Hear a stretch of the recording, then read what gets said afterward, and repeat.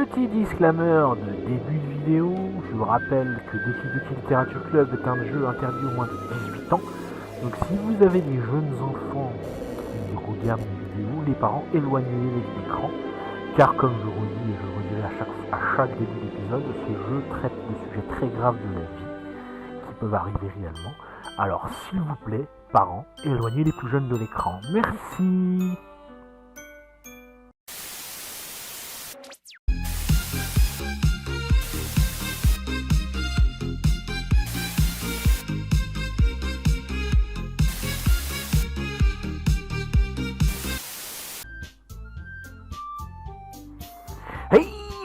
Salut tout le monde, c'est Killerman49 et je vous retrouve ce soir pour la suite de notre joli let's play.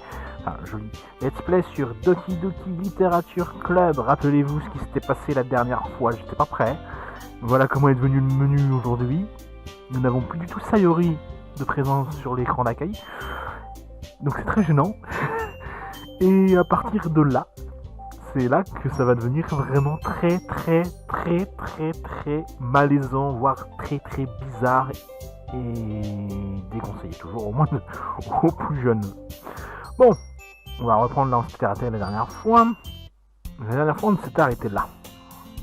On va reprendre ici. Et on va toujours continuer sur la voie de Natsuki de toute façon, parce que Natsuki n'a pas encore disparu.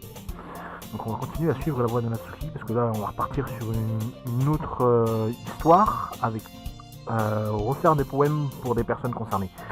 Donc on va faire comme on a fait sur les précédents épisodes. Allez, c'est parti. La journée est tout ce qu'il y a de plus ordinaire et passe à toute vitesse. Après avoir rangé mes affaires, je me mets à fixer le mur d'un air absent en essayant de me motiver. Ah, on est très roleplay hein, chez moi. Trouver un club. J'en vois vraiment aucun qui m'intéresse. En plus, je suis sûr que la plupart auraient beaucoup trop d'exigence et que ça finirait par me saouler. Bon, pas le choix, je vais commencer par le club d'animé. Cédric. Oh! C'était quoi ça? Monica. Ça alors, je m'attendais pas à te voir ici. Ça fait un bail, dis donc. Non, ça fait une partie. T'as buté Sayori en fait. Ça fait un bail, dis donc. Ah! Ouais, c'est clair. Monica me sourit gentiment. On était dans la même classe l'année dernière, donc on peut dire qu'on se connaît même si on ne discute. Je récapitule, pardon, excusez-moi. On était dans la même classe l'année dernière, donc on peut dire qu'on se connaît même si on discutait rarement ensemble. Voilà. C'était la fille la plus populaire de la classe, intelligente, jolie, sportive, en clair, beaucoup trop bien pour moi. Du coup, quand elle me sourit comme ça me... Pourquoi t'es là en fait? Oh, je cherchais des fournitures pour mon club. Tu sais s'il y a des feuilles cartonnées là-dedans? Ou des marqueurs? Je sais pas, regarde dans le placard. Tu fais partie du club de débat, c'est ça? Ah, oui, enfin non. En fait, je l'ai quitté. Ah bon? Oui. En fait, je ne supporte pas le côté politique de tous les grands clubs. On a déjà entendu ça sur la partie précédente. On a l'impression que tout ce qui les intéresse, c'est de débattre sur le budget et la publicité ou comment préparer les manifestations. On l'a déjà entendu sur la partie précédente. Je préfère m'occuper d'un groupe où je prends du plaisir tout en faisant quelque chose de spécial. Et t'as intégré quel club du coup? En fait, j'ai créé un club de littérature. Pourquoi il y a eu des... Un club de littérature. De littérature? Ça a l'air un peu naze. Combien vous êtes de membres? C'est un peu gênant, mais on n'est que 3 pour l'instant. Ce n'est pas facile de trouver de nouveaux membres pour un thème qui paraît si barbant et à plein de gens. Tu m'étonnes. Mais tu sais, ce n'est pas barbant du tout. La littérature, c'est vaste. Il y a la lecture, l'écriture, la poésie. Une de nos membres a mis sa collection de mangas dans la salle du club, d'ailleurs. Sérieux? Oui, c'est marrant, non? Elle répète sans arrêt que les mangas c'est de la littérature. Ça aussi, elle a déjà entendu. Bon, elle n'a pas tort, d'une certaine façon. Et puis, un membre, c'est un membre, non? Elle a bien dit elle. Dis-moi, Cédric, est-ce que tu ne chercherais pas à intégrer un club par hasard? Plus ou moins, Dans ce cas, tu crois que tu pourrais me rendre un gros service? Je vais pas te demander de te joindre à nous, mais si tu pouvais au moins venir voir à quoi ça ressemble, ça me ferait très plaisir. S'il te plaît. J'avoue que j'ai pas vraiment de raison de refuser. Et puis, comment dire non à quelqu'un comme Monica? D'accord, si tu veux. Ah, c'est génial. Tu es vraiment adorable, tu sais. C'est rien, vraiment. On y va alors. Je chercherai les fournitures une autre fois. Tu es plus important. Voilà comment ce jour-là j'ai vendu mon âme à Monica et à son irrésistible sourire. On n'avait pas ça sur la partie précédente. Je suis Monica à contre-cœur jusqu'à l'étage au-dessus et une partie de l'école où je vais rarement. Vous remarquerez qu'il n'y a plus de musique. Elle ouvre d'un geste vigoureux la porte d'une salle de classe. Me revoilà. Et j'ai un invité. C'est quoi ça? Un invité? Tu ramènes un mec? T'es sérieuse là? Comment ça va pourrir l'ambiance? Sois sympa, Natsuki. En tout cas, bienvenue au club, Cédric. Là, j'avoue que j'ai pas les mots. Sérieux? Elles sont toutes canons dans ce club. Laisse-moi deviner. T'es le copain de Monica, c'est ça? Hein? Mais non, pas du tout. Natsuki. Je connais pas la grincheuse qui s'appelle apparemment Natsuki. Vu sa petite taille, on dirait une élève de première année. Bref, je te présente Natsuki, une fille toujours pleine d'énergie. Et voici Yuri, la vice-présidente du club. Ravie de te rencontrer. Yuri a l'air plus timide mais aussi plus adulte. Elle semble avoir du mal à suivre l'énergie de Natsuki. Salut, ravi de vous rencontrer. Je suis tombé sur Cédric dans une salle de classe et il a décidé de passer voir le club. C'est super, non? Dites donc, Monica, je t'avais pas demandé de me prévenir avant de ramener quelqu'un. Je comptais, tu sais, pardon, je n'ai pas oublié, mais je suis tombé sur lui par hasard. Dans ce cas, je devrais au moins faire du thé, non? Oui, bonne idée. Assieds-toi, Cédric. Les filles ont rassemblé quelques pupitres pour en faire une grande table. Yuri se dirige vers un coin de la pièce et ouvre un placard. Entre-temps, Monica et Natsuki s'assoient l'une en face de l'autre. Comme je me sens encore un peu mal à l'aise, je m'assois à côté de Monica. Bon, je sais que tu n'avais pas vraiment prévu de venir, mais on va tout faire pour que tu te sentes à l'aise, d'accord? En tant que présidente, c'est mon rôle de rendre le club amusant et passionnant pour tout le monde. C'est bizarre qu'il y ait plus de monde dans votre club. Enfin, ça doit être facile de démarrer un club. Ça doit pas être facile de démarrer un club, pardon. On peut dire ça comme ça. Il n'y a pas beaucoup de gens qui acceptent de faire des efforts pour créer quelque chose de tout nouveau. Surtout quand c'est sur un thème qui n'attire pas particulièrement les foules, comme la littérature. Il faut travailler dur pour convaincre les gens que le projet est sympa et intéressant. Le truc, c'est que du coup, les événements scolaires comme le festival, c'est super important pour nous. Je suis sûr qu'on réussira à faire progresser le club avant d'avoir notre diplôme. Pas vrai, Natsuki? Ouais, sans doute. Natsuki acquiesce à contre-cœur. C'est marrant, toutes ces filles aussi différentes qui s'intéressent à la même chose. Monica a dû batailler ferme pour trouver ses dolins. Yuri revient avec des tasses de thé. Avec précaution, elle en pose une devant chacun de nous et met la théière au milieu. Vous avez un service à thé ici? Ne t'inquiète pas, on a l'autorisation des professeurs. Après tout, une tasse de thé bien chaud et un bon livre, c'est le top, non? Oui, sans doute. Ne te laisse pas intimider, Yuri essaie juste de t'impressionner. Hein? Mais non, Manifestement gêné, Yuri regarde ailleurs. J'ai dit ça sincèrement, tu sais. T'inquiète, je te crois. Bon, le thé et la lecture, c'est pas trop mon truc, mais j'aime bien le thé. Tant mieux. Soulagé, Yuri esquisse un demi-sourire. Dis-nous, Cédric, qu'est-ce que tu aimes lire? Ah, vu le peu de trucs que j'ai lus ces dernières années, j'avoue ne pas trop savoir comment répondre à ça. Des mangas? Je lui demande une réponse à moitié sérieuse.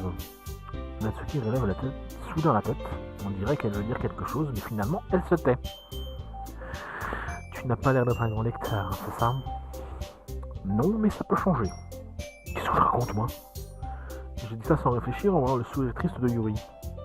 Enfin bref, et toi, Yuri? Voyons. Yuri fait glisser son doigt sur le bord de la tasse. En général, j'adore les romans qui dépeignent des mondes fantastiques à la fois profonds et complexes. Je m'émerveille toujours de la créativité et du travail qu'il y a derrière. Sans compter que savoir raconter une bonne histoire dans un monde aussi différent du nôtre reste très impressionnant. Yuri continue manifestement passionné par ses lectures.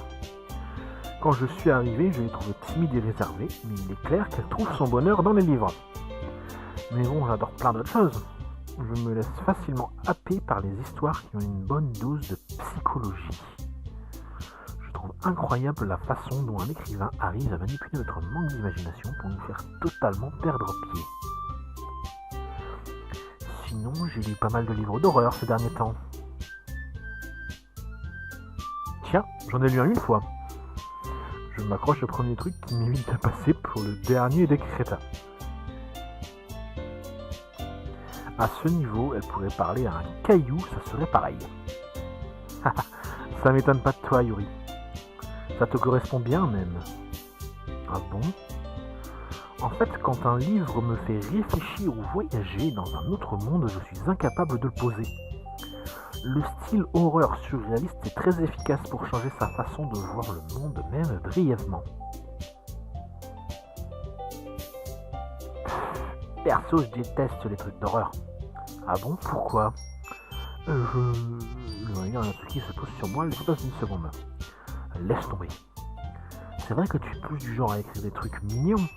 Quoi? Pourquoi tu dis ça? Tu as oublié un petit bout de papier à la dernière réunion. Apparemment, tu travaillais sur un poème intitulé « Tais-toi! Rends-moi ça !» D'accord. Attends, tu écris toi-même des poèmes? Hein, oui, ça m'arrive. Qu'est-ce que ça peut te faire? C'est carrément balèze. Oui. Pourquoi tu nous les montrerais pas un de ces jours? Non. Natsuki détourne le regard. Vous les aimeriez pas? Ah, t'es du genre écrivaine timide, hein? Je comprends très bien ce que Natsuki ressent. Pour partager ce qu'on a écrit à ce niveau, il faut plus que de la confiance en soi. La véritable écriture, c'est quand on s'écrit à soi-même. Il faut accepter de s'ouvrir à ses lecteurs, d'exposer ses vulnérabilités et de dévoiler ses pensées les plus enfouies. Toi aussi tu écris, Yuri. Si tu partageais certains de tes poèmes, ça mettrait peut-être Natsuki plus à l'aise pour partager les siens. Mais c'est pareil pour Yuri, non? Ah non, je passe. Et j'ai une idée. Voilà ce que je propose. Natsuki et Yuri regardent Monika d'un air interrogateur. On va tous rentrer chez nous et écrire chacun un poème. Et à la prochaine réunion, on le partagera avec tout le monde. Comme ça, on sera tous au même niveau. Ah! Je me disais que ce serait une bonne idée. Je crois que tu as raison, Monika. On devrait commencer à se trouver des activités qu'on puisse faire tous ensemble. Après tout, j'ai accepté d'être vice-présidente. Je dois faire de mon mieux pour faire vivre le club. En plus, maintenant qu'on a un nouveau membre, ça devient nécessaire. Tu es d'accord, Cédric? Il y a juste un léger problème. J'ai pas dit que j'acceptais de rejoindre le club. Ah bon, lequel? Maintenant qu'on aborde le cœur du problème, je balance sans ménagement ce que je voulais dire depuis le début. Je n'ai jamais dit que j'acceptais de rejoindre votre club. Alors c'est vrai, Monika m'a convaincu de passer pour voir, mais j'ai rien décidé du tout. Il y a encore d'autres clubs que j'aimerais aller voir et d'un coup je sais plus ce que je voulais dire. Les trois filles me lancent un regard découragé. Mais je suis désolé, je croyais... Quoi? Elle s'échange des regards, puis Monica se tourne vers moi. Je crois qu'il faut que je te dise la vérité, Cédric. En fait, on n'a pas assez de membres pour former officiellement un club. Pour ça, il faut être au moins 4. Pourtant, je t'assure que j'ai tout fait pour trouver d'autres membres. Mais si on n'en trouve pas un 4e avant le festival, je sais plus quoi faire, moi, quand on me regarde comme ça. Comment je suis censé prendre une décision réfléchie dans une ambiance pareille? Si je les laisse tomber, je m'en voudrais, c'est clair. En plus, ce club m'a l'air plutôt cool. Donc, s'il suffit d'écrire quelques poèmes pour voir que je les vis tous les jours... Ok, c'est bon, je me suis décidé. Je veux bien intégrer votre club. L'une après l'autre, les filles ont les yeux qui se mettent à prier. C'est vrai? Tu es sérieux, Cédric? Ouais. Je me dis que ça pourrait être sympa. J'ai vraiment eu peur, tu sais. Si tu t'étais barré après tout ça, j'aurais été super vénère. Ah, je suis trop contente. On va pouvoir devenir officiellement un club maintenant. Merci, c'est vraiment sympa de ta part. Je ferai tout pour que tu passes un bon moment, d'accord? Merci. Votre attention, tout le monde. Sur cette note positive, je crois qu'on peut officiellement clore la réunion d'aujourd'hui. Je vous rappelle nos devoirs pour demain. Écrire un poème que vous apporterez à la prochaine réunion et qu'on partagera entre nous. À nouveau, Monica me lance un regard. J'ai hâte de voir comment tu t'exprimes, Cédric. Ok. Je me demande bien comment je vais pouvoir impressionner Monica, l'élève modèle, avec mon écriture à 2 balles. Je sens déjà comme un poids sur l'estomac. Entre temps, les filles continuent de papoter pendant que Yuri débarrasse la table. Bon, je vais y aller. Ça marche. On se voit demain? Ah, j'ai trop hâte. Pas moi. Et me voilà parti. Pendant tout le trajet, je repense à ces 3 filles. Natsuki, Yuri et bien sûr Monica. Est-ce que ça va vraiment me plaire d'aller à ce club tous les jours après les cours? Enfin, ça me permettra peut-être de me rapprocher d'une de ces filles. Oui, voilà. Il faut que je voie le bon côté des choses et peut-être que la chance finira par me sourire. Mais pour ça, il va d'abord falloir écrire un poème. Vous avez débloqué un poème spécial. Voulez-vous le lire? Oui. Une blague. Un homme arrive dans un club où se trouve une fille qu'il aime beaucoup. Ils passent du temps ensemble et elle l'apprécie d'autant plus. Un jour, elle se rend compte qu'elle est amoureuse de lui. Avant qu'une catastrophe se produise, quelqu'un d'autre modifie son programme. Soudain, la fille s'en veut d'être amoureuse et cette contradiction fait dérailler le script. L'univers commence à s'effondrer, mais elle se suicide juste à temps. Oh mon Dieu. Putain. Ça fait des rappels sur ce qui s'est passé sur l'épisode précédent, la mort de Sayori. Putain, les enfoirés.